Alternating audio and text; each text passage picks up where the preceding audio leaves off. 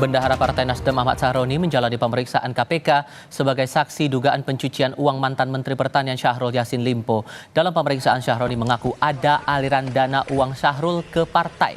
Usai menjalani pemeriksaan di KPK, Sahroni menjelaskan salah satu pemeriksaan yang dilakukan penyidik soal aliran dana Syahrul ke Nasdem. Sahroni mengonfirmasi ada aliran dana 2 kali yang diberikan Syahrul ke partai.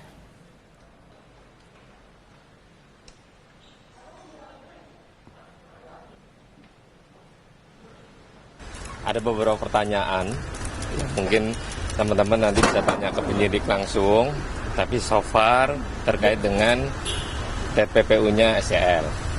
Penambahan yang tadi pagi sudah saya kasih tahu, ada 40 juta yang perlu dikonfirmasi, dan penyidik sudah menyarankan untuk pengembalian hari ini untuk segera ditransfer ke virtual account. Oh, 800 juta juga dari SCL juga, Bang? 820 juta dari SCL, tambah 40 juta.